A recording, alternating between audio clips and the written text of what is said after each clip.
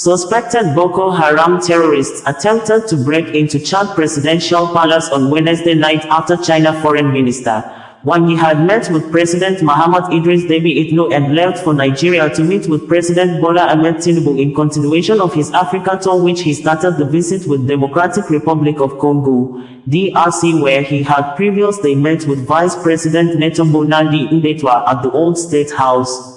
Chadian government dismissed claims that the attackers were terrorists but failed to state the identities of the 24 armed men widely believed to be members of the Boko Haram sect that stormed the presidential palace, shooting dead 2 security officers and thus sparked a heavy gunfire by the presidential guards, who shot dead 18 out of the 24 suspects and arrested others who sustained injuries. Hours before the shooting began, Wang had met with President Mahamat Idriss Deby and other senior officials. Deby was inside the complex during the attack, according to government spokesperson Abderrahman Kolamala. Chad says military foiled destabilization attempt. Local media also reported that the attack on the presidential palace occurred same Wednesday. About 70 French soldiers and 8 tons of cargo have left N'Djamena in line with the end of Chad's military relationship with France, which both governments have made some exchange words in recent days. Chadian Prime Minister Alain Halina had said, the deadline for the final withdrawal of French forces from our territory is set for January 31, 2025. This period is neither negotiable nor modifiable. Authorities said 6 attackers and 3 security personnel sustained injuries. Residents near the compound reported hearing heavy gunfire, but the government has assured the public that the situation is under control, with soldiers protecting the president.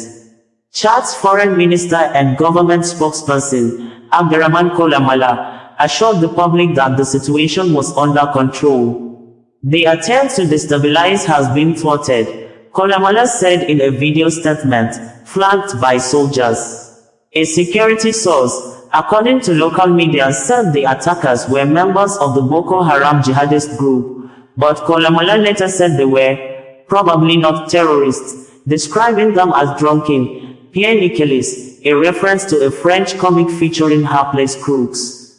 He said they attacked 4 guards before entering the presidential complex, where they were easily overpowered, adding the surviving assailants were completely drugged.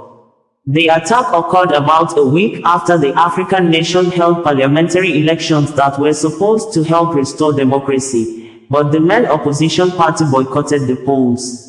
Results have not yet been announced, and analysts have said they expect the election to help Deby Itno consolidate his grip on power. Deby Itno seized power as a military ruler after his father, who spent 3 decades leading the country, was killed fighting rebels in 2021. Deby Itno won a presidential election last year that international observers have said was not credible.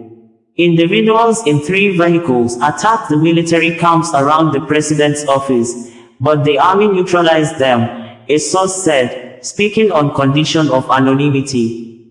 Earlier, residents in the area described hearing loud volleys of gunshots.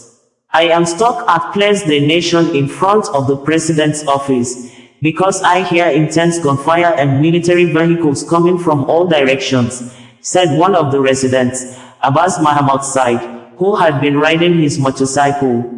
President Mahamat Idriss Deby came into power after rebels killed his father, long-standing President Idriss Deby, as he was visiting troops fighting militias in the north of the country in 2021. The older Deby had ruled Chad, which is rich in oil resources but one of the poorest countries in Africa, since a coup in the early 1990s.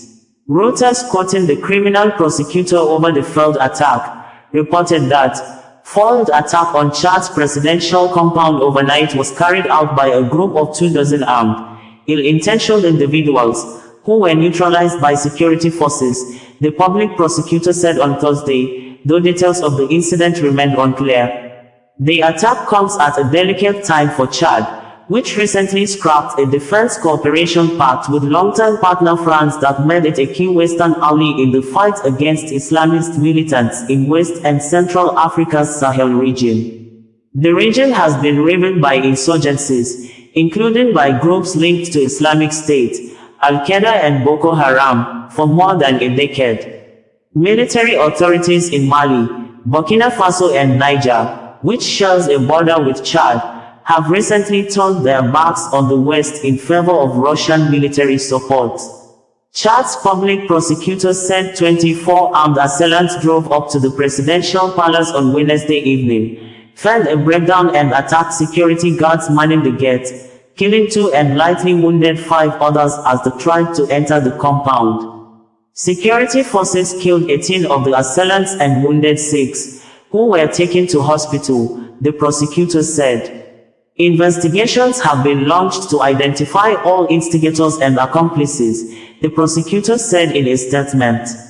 In an earlier interview on national television, government spokesperson Abderrahmane Koulamallah said the assailants, who seemed intoxicated and disorganized, were only armed with knives and machetes. Security sources and researchers said there was still a lot of confusion surrounding the incident, which sparked speculation it could be linked to jihadist groups, ethnic tensions, or discontent over the fallout of a war in neighboring Sudan. It is too early to draw conclusions over exactly what happened, a security source in N'Djamena said. Koulamallah said it was, probably not, a terrorist act. Reuters report ends in quote. Bringing you the news in a more digital way.